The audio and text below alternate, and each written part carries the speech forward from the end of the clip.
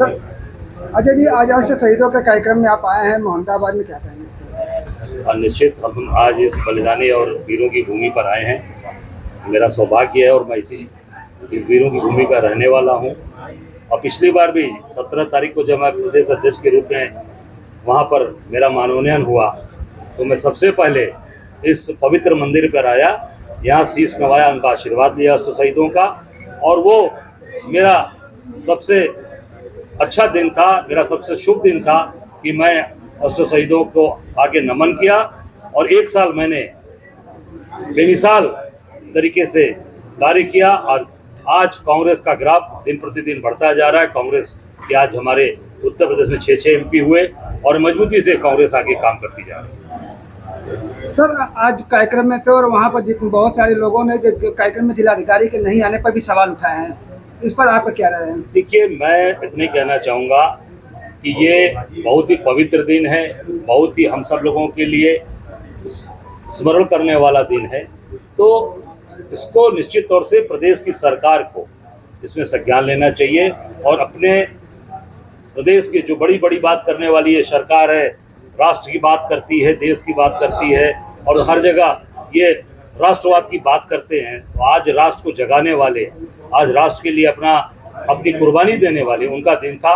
न प्रदेश का कोई नुमाइंदा मंत्री के रूप में, न प्रशासनिक। निश्चित तौर से इससे ये साबित होता है कि ये सरकार पूरी तरीके से आज शहीदों का अपमान कर रही है। शहीदों के प्रति इनका पूरा इनका नजरिया दूसरा है।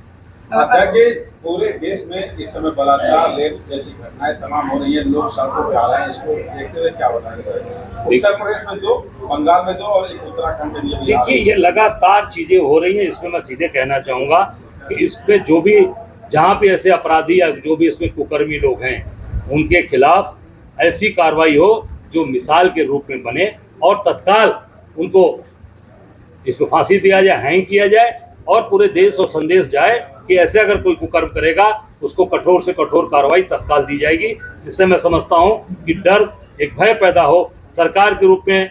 कहीं पर भी आप देखिए, रोज ये कानून बदल रहे हैं, अब इन्होंने काफी परिवर्तन किया पर उसका कोई डर भय ऐसे दुराचारियों पर, ऐसे पापियों पर नहीं पड़ रहा। सर, कोलकाता में जो जगहों पे जो है राजनीति बहुत ज्यादा की जा रही है, तमाम समाजवादी पार्टी की लोग जो है वहाँ पहुँच रहे हैं, उनको बचाने का प्रयास कर रहे हैं। भाजपा इस तरह के लगातार आरोप लगा रही है सर।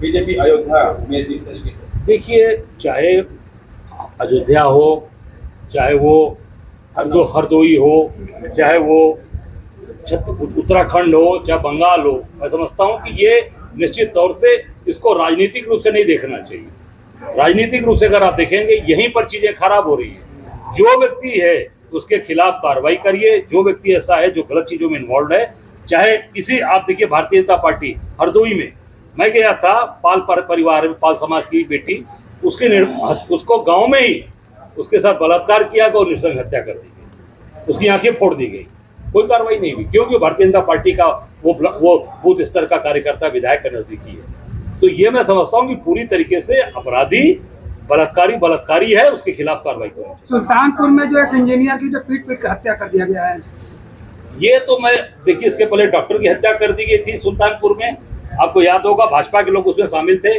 भारतीय जनता युवा मोर्चा का अध्यक्ष शामिल था। आज डॉक्टर की हत्या हो रही है, इंजीनियर की हत्या हो रही है। ये बनारस में आज प्रधानमंत्री, मुख्यमंत्री थे बनारस में विद्यापीठ में, आज वहां पर काफी बवाल हुआ, आज वहां पर गोली चली है, आज वहां पर काशी विद्यापीठ के मलदहिया वाले चौराहे पर मुख्यमंत्री आज उपस्थित है बनारस में। ये हाल है।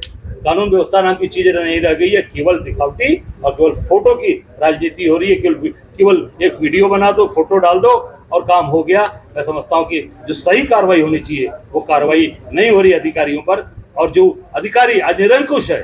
आज यदि आज साबित हो गया आज मोहम्मदाबाद के अष्ट शहीदों के स्थान पर कि जिलाधिकारी और कोई बड़ा अधिकारी, इसका मतलब कि सरकार की बात अधिकारी नहीं सुन रहे।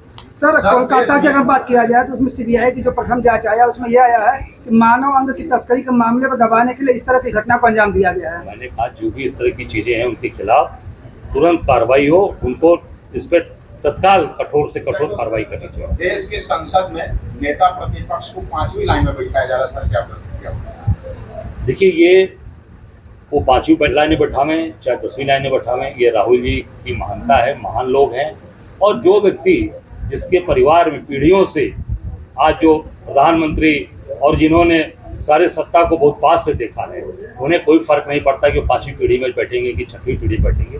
ये भाजपा और मोदी जी को, क्योंकि ये मानसिकता उनकी है, उस मानसिकता से ग्रसित हैं, वो उनकी सोच है। और हमारे जननायक राहुल जी, वो जननायक हैं, जनता के बीच के नेता हैं, जनता के बीच में बैठे हैं। निश्चित तौर से आज वो मंच से भाषण दे रहे हैं, उनकी चर्चा नहीं हुई 15 अगस्त की, चर्चा किसकी हो रही है? राहुल गांधी की। तो निश्चित तौर से हमारा जननायक जनता के बीच का, जनता के बीच में बैठेगा। ये 5वीं लाइन में बैठाएंगे, 10वीं लाइन में बैठाएंगे। हमारा कांग्रेस का नेता, हम सबके जननायक राहुल गांधी हंसते हुए, क्योंकि हम आम जनता के आदमी हैं, उन्होंने पूरे देश की पदयात्रा की, पूरे देश से भारत जोड़ो यात्रा की, तो जनता के बीच में बैठे हैं। निश्चित तौर से उनकी महानता को हम लोग सलाम करते हैं। मुख्यमंत्री जी ने तो एक बयान दिया कि पहले चाचा और भतीजा वसूली करने के लिए निकलते थे। पहले चाचा भतीजा की जो जिसके ऊपर भी वो बात कर रहा है, मैं तो भारतीय जनता पार्टी में इतना कहूंगा कि पूरी भारतीय जनता पार्टी वसूली में लिप्त है। आप देख लीजिए तहसील का भ्रष्टाचार, आप थाने की दलाली देख लीजिए, किसने उठाया ये बात? ये उठाया बात भारतीय जनता पार्टी के पूर्व मंत्री मोती सिंह जी ने उठाया, इनके विधायक ने उठाया, रमेश मिश्रा ने उठाया कि भ्रष्टाचार शामिल है। उसके बाद कार्रवाई, तो पूरी भारतीय, थाने की दलाली देख लीजिए, तहसील की दलाली देख लीजिए, कहीं भी दलाली बढ़ती चली जा रही है। बिजली बात, अनाप शनाप बिजली का बिल भेज रहा है, स्मार्ट मीटर किसके लग रहे हैं? अडानी के लग रहे हैं। सब पैसा कहाँ जा रहा है? योगी जी के पास नहीं जा रहा। पैसा कहाँ जा रहा है? योगी जी के पास नहीं जा रहा, सब गुजरात जा रहा है, ट्रांसफर हो रहा है गुजरात। सब पैसा गुजराती ले जा रहे हैं। सारे व्यापारी गुजरात के लोग हैं, आप कहीं उठाकर देख लीजिए, सारे ठेकेदार, सारी सड़क, सारी पैसे सब गुजरात के पास जा रहा है। यहाँ के लोग केवल 80 में 80 की बात कर रहे थे कि हमको यहाँ चाहिए, यूपी के लोगों को बेवकूफ बनाकर वोट लिया जा रहा है। सारा पैसा, सारा काम, सारे धंधे गुजरात जा रहे हैं, जिसका निश्चित तौर से कांग्रेस, आज हमने बनारस में यही बात बोली, स्टीमर चल रहा है, गुजराती चला रहा है। विश्वनाथ कॉरिडोर में काम कौन कर रहा है? गुजराती कर रहा है। पूरे बनारस के अंदर जो भी काम हो रहा है, सड़कों का काम हो रहा है, बंदरगाह किसने बनाया? गुजरात की कंपनी ने बनाया। रुद्राक्ष सेंटर किसने बनाया? गुजरात की कंपनी ने बनाया। TFC सेंटर किसने बनाया? मोदी जी के चेले ने बनाया। पुलिस की भर्ती का मेन अभियुक्त कौन? विनीत आर्या विदेश भाग गया, उसके घर बुलडोजर नहीं चला, उसको STF ने 2-2, 3-3 सम्मान दिया, उसके बाद भी वो नहीं आया, भाग गया, उसका कहीं नाम ही नहीं है। यहाँ के लोगों को केवल प्रताड़ित किया जा रहा है कि साल भर पकड़ा गया। मास्टरमाइंड, असली मास्टरमाइंड विनीत आर्या, मोदी जी का सबसे खास आदमी, विदेश भगा दिया गुजरात के लोगों। ऐसे में फिर से पुलिस भर्ती आने वाली है सर। तो फिर वही देखिए, वो बाहर है, उसको तत्काल ले आवे, विनीत आर्या को जेल भेजे, नहीं तो फिर कहीं ना कहीं संदेह लगा हुआ है कि क्या फिर आगे क्या चीजें होंगी। सर 69,000 शिक्षक भर्ती के लिए सुप्रीम कोर्ट ने निर्देश दिया है, क्या कहें? हाई कोर्ट ने, अरे हाई कोर्ट ने, हम उसका स्वागत करते हैं, उसका हम दिल से स्वागत करते हैं। सरकार को सुप्रीम कोर्ट जाना चाहिए या भर्ती देनी चाहिए? देखिए, निश्चित तौर से आम जनता का हित है, जो माननीय उच्च न्यायालय ने आदेश किया है उसमें विचार करके उसमें एक समावेश, सबको जोड़ते हुए, सबको सम्मान देते हुए, सबका समायोजन करना। राहुल गांधी जी ने एक आरोप लगाया है, नरेंद्र मोदी संघ लोक सेवा आयोग की जगह राष्ट्रीय स्वयं सेवक संघ के जरिए लोक सेवकों की भर्ती कर संविधान पर हमला कर रहे हैं। केंद्र सरकार के विभिन्न मंत्रालयों में महत्वपूर्ण पदों पर लेटरल एंट्री हो रही है।